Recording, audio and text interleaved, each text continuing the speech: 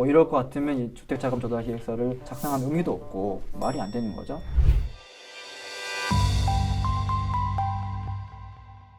안녕하세요. 세금폭탄 처리반 장민 세무사입니다. 네, 안녕하세요. 이영훈 세무사입니다. 오늘은 저희가 자금조달계획서 네. 관련해서 영상을 또 다시 찍어볼 건데 저희가 다시 찍는 이유가 있죠. 사실 저희가 우리 세금폭탄 처리반에서 주택자금조달계획서 관련해가지고 2편인가요? 올렸었고, 그다음에 또 머니투데이. 그렇죠. 머니투데이 브릿지 채널 브릿지? 네. 그쪽에서도 저희가 영상을 찍었었고 네, 거기에서는 사실 주택자금조달계획서를 작성하는 세부적인 내용들에 네. 대해서 제가 안내를 드렸었는데, 지난 6.17 대책에서 주택자금조달계획서 제출과 관련한 기준이 이제 변경이 될 거라고 예고를 했잖아요. 네, 맞습니다. 그래서 이번 9월 중에 부동산 거래신고 등에 관한 법률이 시행령이 이제 개정이 될 건데, 그렇게 되면 확대가 되잖아요. 이 제출하셔야 되는 분들이.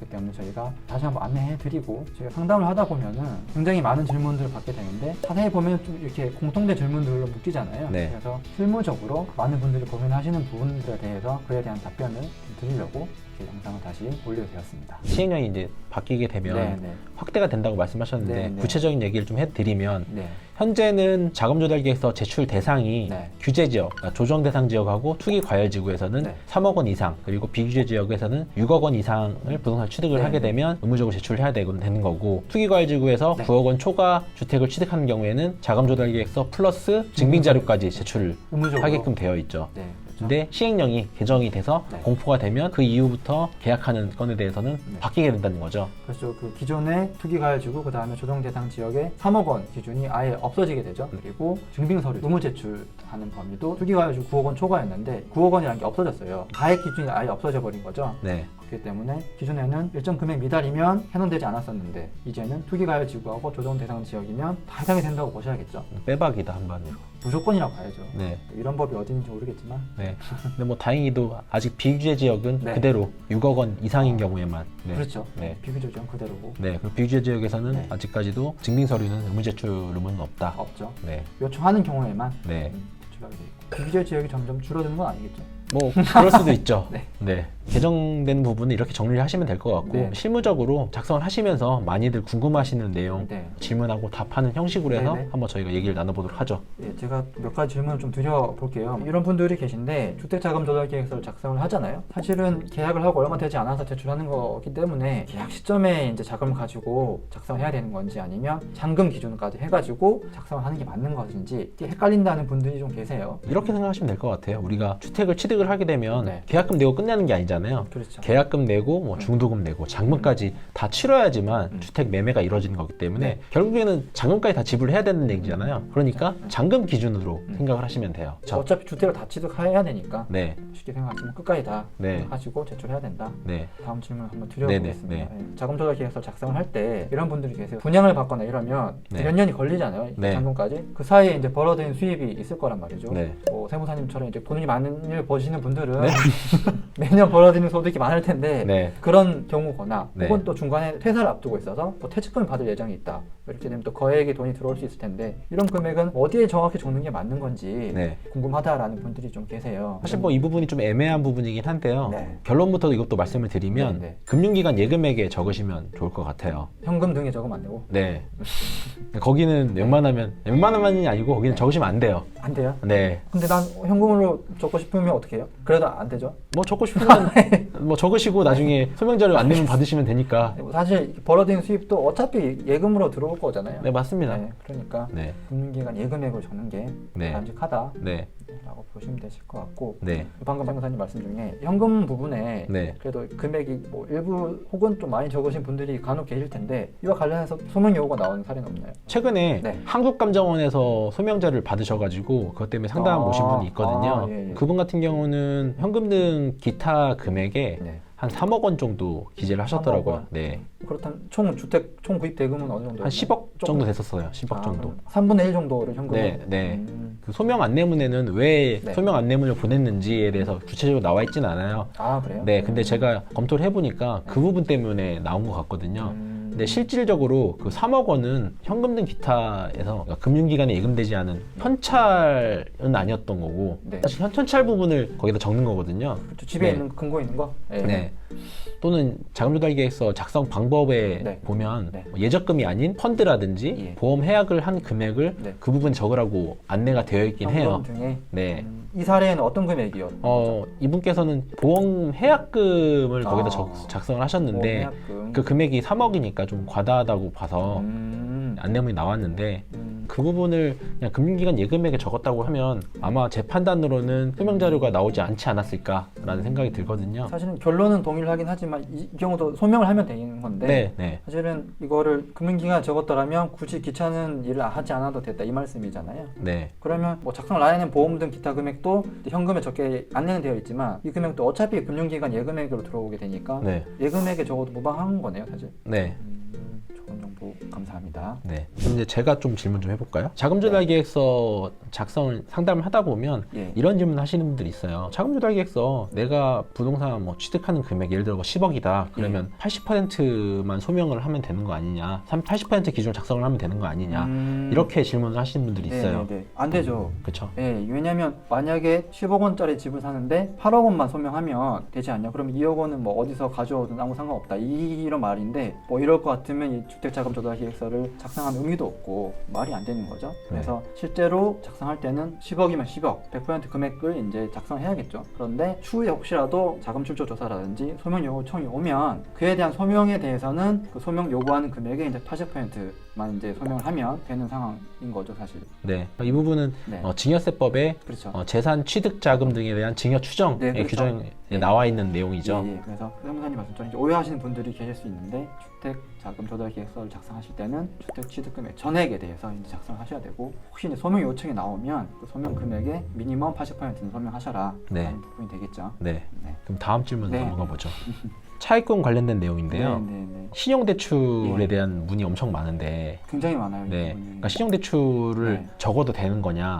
이 의진 질문 상당히 많이 받는데 어쨌든 주담대 대출이 한도가 있으니까 저 LTV라고 그렇죠. 하죠. LTV가 있으니까 그 금액 말고 기존에 뭐 본인이 마이너스 통장이 있다든지 별도로 또 신용대출 받은 금액이 있는데 이 금액을 적으면 회수 조치 당하는 거 아니냐 걱정이 많다. 이 금액이 꽤 되는데 사실 이 금액이 없으면 취득할 수 없다. 뭐 이런 분들도 있으세요. 영끌이죠, 영끌. 진짜 영끌이죠. 네. 예. 사실 신용대출을 빼고 영끌이라고 할 수가 없죠. 신용대출을 이제 많이들 기재를 하시는데 불안불안해 하시는데 사실은 이런 부분에 대한 아직도 명확한 가이드라인은 존재는 하지 않죠. 네. 은행에 봐도 그분들도 정확하게는 뭐 가이드가 없으니까 명확한 되냐 마냐 혹은 저희는 애매하니까 다른 뭐 영업소 가세요 이런 분들도 네. 있으신 걸로 알고 있는데 그만큼 불확실한 부분이 있어요. 근데 사실은 이거 적는다고 해서 아직까지는 뭐 별도의 제재가 있는 상황은 아니잖아요. 네. 그래서 기재하셔도 아직은 무방한 거로 보이는데 한 뭐 태세로 봤을 때는 추후에 보완될 가능성이 높겠죠. 그래서 가능하면 금액을 많이 적지 않는 게 좋을 것 같긴 한데 아직은 뭐 별도의 큰 제재는 없다라고 보시면 될 것 같습니다. 네. 그리고 추가적으로 이제 네. 제가 드리고 싶은 말씀이 신용대출 받으시는데 네. LTV 한도 내에 신용대출을 받으시는 분들이 있어요. 네, 이런 분들도 걱정을 하시거든요. 신용대출은 뭐 무조건 안 좋은 거라고 네. 생각을 하시기 때문에 그러니까 이러한 경우는 사실 LTV 한도 내에 있기 때문에 신용대출을 받으셔도 사실 뭐 문제가 전혀 없는 무방한 거죠. 거죠 이거는. 네. 그런 분들은 밥 먹고 주무셔도 됩니다. 네. 이런 경우가 있을 수 있는데 우리 주택자금 조달계획서 작성하는데 가족 간에 친족 간에 차용증을 굉장히 많이 고민하시고 실제로 쓰고 있잖아요. 차용증 작성해도 되는 건지 실제로 이게 효력이 없다라는 분들도 계시는데 네. 이제 어떤 글을 보면 아무리 차용증 적고 해봐야 세무서에서 보지도 않는다. 네. 의미가 없다더라 이런 분들이 있는데 답변 한번 해주시죠. 주택담보대출 한도가 예전에 비해서 많이 낮아졌잖아요. 그렇죠. 근데 반면에 주택 가격은 많이 올랐단 말이죠. 너무 올랐지 사실. 네. 그래서 주택을 취득을 해야 되는데 네. 영끌을 했는데도 대출이 많이 안 나와서 그러면 주택을 취득할 수가 없으니까 이런 경우 부모님 찬스를 써가지고 부모님한테 뭐 차용을 하셔가지고 주택을 취득하시는 분들이 있으신데 결론적으로 차용증 쓰셔서 주택 취득하셔도 사실 문제는 없어요. 일단 부모 자식 간에 네. 또 가족 간에 돈을 빌리는 거는 일반적인 거래는 아니기 때문에 과세관청에서는 그걸 증여를 받았다고 일단 의심을 하겠죠. 네, 의심을 할 수는 있는데 그거를 납세자가 이거는 증여가 아니고 실질적으로 이거는 금전대처 관계다라는 걸 소명을 하면 증여를 피해갈 수 있는 거죠. 그렇죠. 의심을 하고 봤는데 아니 뭔 소리야 이거 진짜로 나 빌렸어 이거 봐라. 네. 소명이 가능하면 되는 거잖아요. 네, 그 소명이라는 게 일단 차용증이고 네. 그 차용증에 따라서 이자를 지급하고 네, 네. 원금을 상환하는 게 금융거래내역, 네. 통장거래내역으로 남아있으면 네. 그 부분은 세무서에서도 뭐 증여로 과세를 할 수가 없는 부분이죠. 이거는 상식적으로 생각하더라도 물론 의심하겠지만 계속 갚아 나가고 있는 게 보이고 실제로 그런 게 이제 결과론적으로 보이면 금융계좌에 네. 그건 누가 봐도 관계만 가족일 보이는데 실제 차용 관계가 맞으니까 네. 인정을 받을 수 있겠죠. 네. 그래서 무조건적으로 가족 간의 차용증은 인정이 안 된다라는 거는 잘못된. 그렇죠. 네.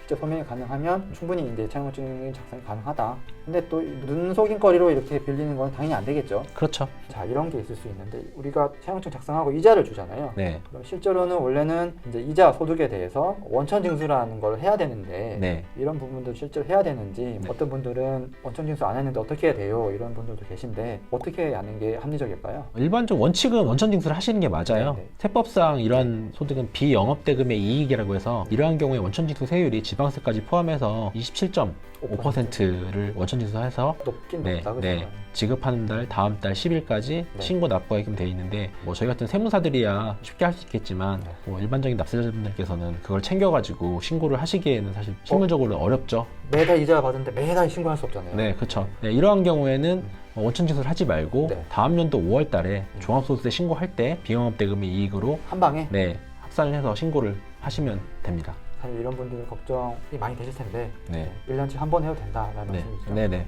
맞습니다. 이거는 저도 뭐 가끔 궁금할 때가 있는데요. 주택자금 조달계획서 쓰잖아요. 모든 날 다 채운 거죠. 그 중에서 차용증랑도 쓰고 가족 간에 그 다음에 증여받은 것도 있고 이렇게 되면 여러 가지 짬뽕돼 있잖아요. 네. 이렇게 되면 특히나 뭐 조사를 받을 위험이 더 높아지거나 이럴 확률이 있는 건가요?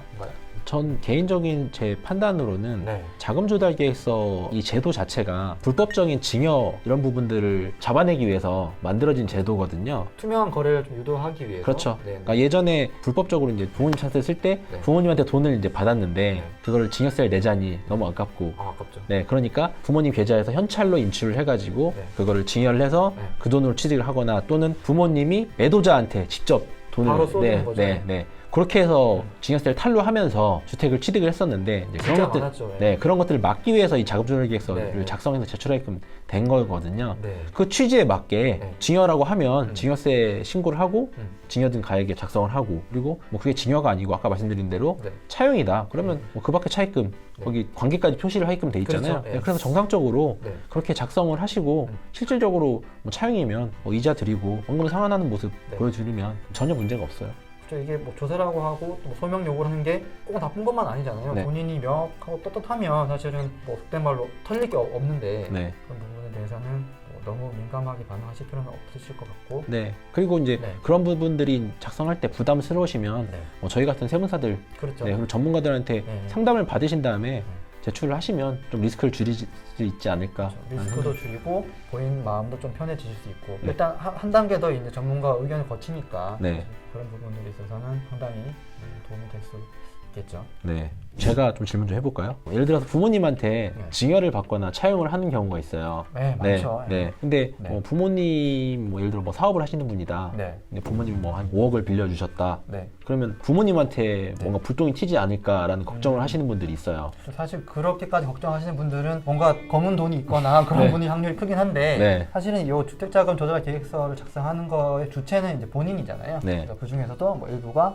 뭐 부모님 금액 있을 때 문제가 될 수 있는데 사실 이런 부분도 뭐 상식적으로 생각을 해보시면 부모님이 빌려주는 금액이 만약에 크다. 5억, 10억이 넘는다고 했을 때 부모님이 이제 뭐 소득을 받는데 이 금액이 과다하다 싶으면 바로 이제 그런 것들로 이어지진 않겠지만 뭐 어느 정도 봤을 때 누가 봐도 이건 과도하다라는 부분이 보이면 어느 정도는 한 단계 위로 조사가 이어질 수도 있는 거겠죠. 근데 저도 자금조달계획서 상담을 할 때는 뭐 증여라든지 네. 차용이 있다 그러면 네, 네. 빌려주시는 분 그리고 또 증여를 해주시는 분이 네. 과연 능력이 되시는지 저는 항상 여쭤보고 예. 상담을 하고 있거든요. 그게 맞죠. 혹시라도 이제 생각지 못했는데 이렇게 네. 조사가 나올 수 있으니까 네. 뭐 이런 식으로 일단 생각을 해보시면 될 것 같고요.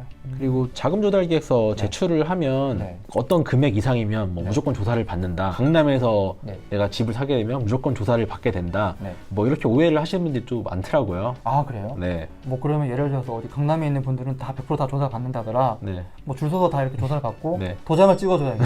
그러면 네. 아니죠. 이건 네. 아니죠. 네. 이거는 뭐 금액 기준은 의무 제출, 증빙 제출 그 금액 9억 원 초과 이 부분만 있지만 네. 뭐 조사 관련해서는 아무리 뭐 비싼 주택을 취득한다고 하더라도 누가 받는데 명확해 소득도 다 되고 했으면은 조사를 할 이유가 없는 거죠 사실. 그쵸. 네. 내가 만약에 돈이 현금은 좀 그러니까 예금이 벌어진 소득이 30억이 있는데 30억짜리 아파트를 샀어요. 그럼 누가 봐도 100% 정확하니까 네. 조사를 할 이유가 전혀 없는 거죠. 결론적으로는 무조건 조사를 해야 되고 말아야 되고 이런 기준은 금액적인 기준은 없다라고 보는 게 맞는 네. 것 같고요. 개개인마다 그러니까 케이스마다 다를 수 있다. 네. 뭐 물론 이럴 수는 있겠어요. 사실은 고가 아파트를 취득할수록 뭔가 편법이라든지 이런 부분이 있으니까 그런 가능성이 크니까 이제 오해 아닌 오해를 하실 수 있는데 그런 근데 정해져 있지는 않죠. 아까 제가 드렸던 질문랑 좀 약간 비슷한 내용이긴 한데 예. 자금조달계획서 보면 이제 부동산 등 처분대금란이 있잖아요. 네. 그 부분은 기존에 있던 부동산을 처분하거나 전세보증금을 반환받아가지고 네. 주택을 취득하는 경우에 네. 그 금액을 줬도록 되어 있는데 혹시 그것도 기존의 부동산에 대한 원천이라든지 네네. 또는 뭐 전세 보증금에 대한 원천 네. 이런 것들도 조사를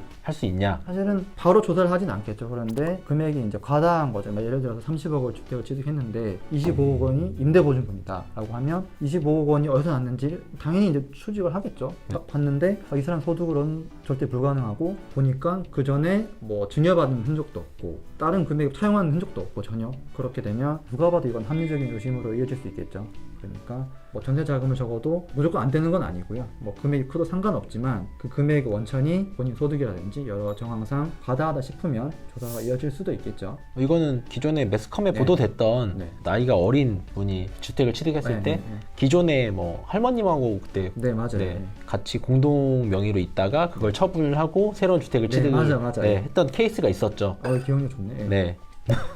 예. 네. 그러니까 그 케이스를 네, 네. 보면 전에 내가 원래 가지고 있던 부동산을 처분한 대금에 대한 원천도 소명 요구를 할 수가 있다라고 그렇게 보여지죠. 그렇죠. 이게 사실 연령 소득 대비했을 때 다 합리적으로 이제 판단해서 조사가 이루어지는 거기 때문에 네. 사실 본인들이 더 잘 알 거예요. 내가 좀 네. 애매하다 싶으신 그쵸. 분들은 네. 네. 대비를 하시는 게 맞으실 것 같고요. 제가 한두 가지 질문만 조금 더 드리고 네네. 네. 마무리하면 될 것 같은데 네네. 전세 자금에 대해서 지금 얘기를 하고 있는데 뭐 이런 부분이 있죠. 내가 이제 주택 자금 조달계획서 제출할 때는 대략 한 10억 원 중에서 5억 원은 임대 보증금으로 해결할 거라고 제출해서 냈어요. 그런데 추후에 이 임대 보증금이 바뀌었어. 금액이. 네. 만약에 줄어들거나 늘어날 수 있잖아요. 네. 자 이렇게 되면은 기존하고 달라지는 건데 혹시 뭐 페널티나 문제점이 있을까요? 그러면? 네. 자금 조달 계획서라고 하죠. 네. 말 그대로 계획인 거죠. 네. 계획은 실제랑 다를 수가 있어요. 다른 경우가 많죠, 사실. 네. 특히나 지금 뭐 분양 같은 케이스 같은 경우는 네, 네. 뭐 2, 3년 뒤에 내가 어떻게 될지 자기 자신도 어떻게 될지 모르는데 그렇죠. 네. 1년 뒤에 뭐 상여를 한 몇십억 받은 거 이렇게. 네. 그럴 수 있으니까. 네. 내가 뭐 상여를 많이 받아가지고 나는 원래 전세를 네. 주고 나는 월세 살려고 했었는데 네. 내가 그 집에 들어갈 수도 있는 거잖아요. 아, 그렇죠. 네. 그렇죠. 근데 뭐 그런 경우에 계획이 바뀐 거에 대해서 네. 소명이 가능하고 네. 불법성이 없으면 사실 문제가 없어요. 그렇죠. 뭐 애초에 제출했던 거랑 달라도 합당하면 사실은 뭐 네. 전혀 문제는 없는 거죠. 그렇죠. 네. 네. 마지막 질문. 네네네. 뭐 최근에 또 저희 쪽에 질문 주시는 분들이 있는데 이런 분이 있어요.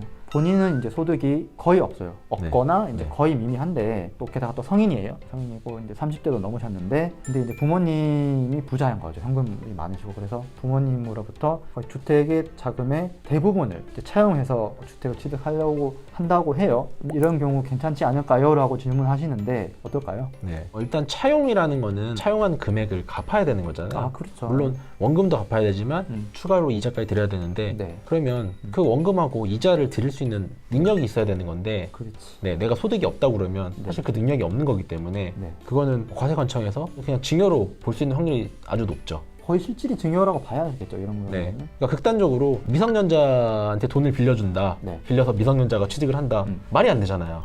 바로 증여하죠. 이거. 네, 미성년자가 그 돈 갚을 수가 없잖아요. 이자도 낼 수 있는 아니 돈이 못 없는데. 내죠. 예, 라면 네. 사 먹고 해야 되는데. 예, 네. 장난이고요. 네. 네. 아무튼 그렇게 음. 상식적으로 좀 생각을 하시면 될 것 같아요. 그렇죠. 이런 경우에는 뭐 거의 빼박 증여를 본다고 봐야겠죠. 소득이 뭐 갑자기 막 늘어나고 이럴 확률이 적기 때문에 네. 뭐 눈속임으로 이렇게 되는 게 아닙니다. 이제는. 그럼 오늘 뭐 네. 얘기는 다 끝났죠? 네, 네. 저희가 드릴 질문은 그래도 얼추 다 드려본 것 같아요. 혹시 또 오늘 못한 내용이 있으면 네. 추가적으로 저희가 다시 한번 피드백을 드리도록 하겠습니다. 오늘도 네. 저희 영상이 도움이 되셨으면 구독, 좋아요, 알림 설정 부탁드리겠습니다. 부탁드릴게요. 네.